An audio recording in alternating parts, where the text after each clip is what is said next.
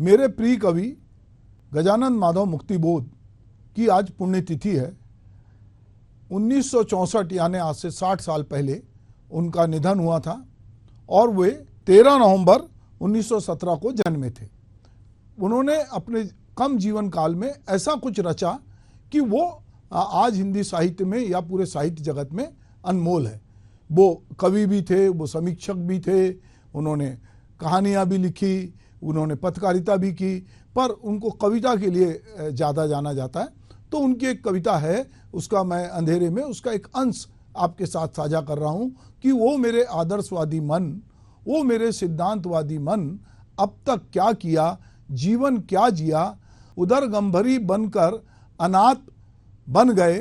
भूतों की शादी में कनास से तन गए, किसी व्यभिचारी के बन गए बिस्तर, दुखों के दागों को तगमों सा पहना, अपने ही ख्यालों में दिन रात रहना,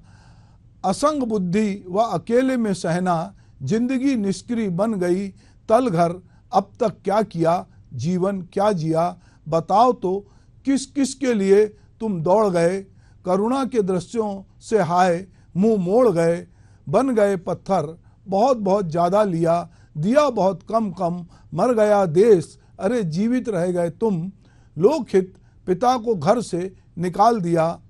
जन मन करुणा सी माँ को हकाल दिया,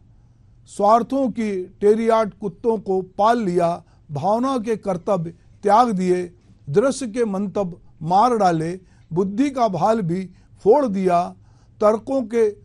हाथ उखाड़ दिए, जम गए जाम हुए फंस गए, अपने ही कीचड़ में धस गए, विवेक बघार डाला स्वार्थों के तेल में, आदर्श खा गए, अब तक क्या किया, जीवन क्या जिया, ज़्यादा लिया और दिया बहुत कम, मर गया देश, अरे जीवित रह गए तुम। ये अंधेरे में से कविता का एक अंश था जो मैंने आपके साथ साझा किया। हम मुक्तिबोध को याद कर रहे हैं, तो मुक्तिबोध को याद करने के लिए चूंकि उनकी आज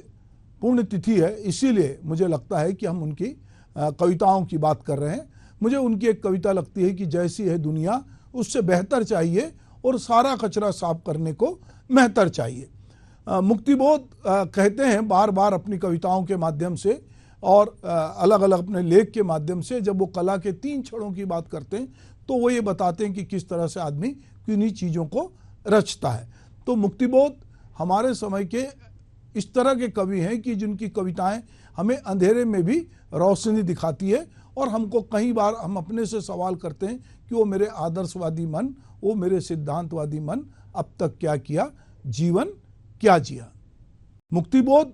को जब हम याद करते हैं तो मुक्तिबोध एक विचार के कवि हैं, एक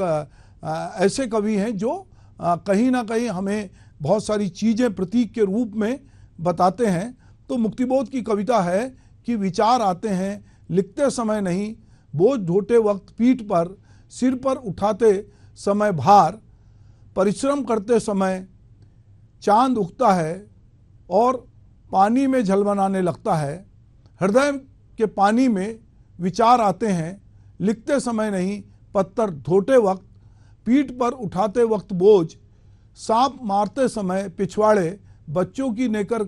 फचीटते वक्त पत्थर पहाड़ बन जाते हैं, नक्शे बन जाते हैं भौगोलिक, पीठ कच्छप बन जाती है, समय पृथ्वी बन जाता है। तो मुक्तिबोध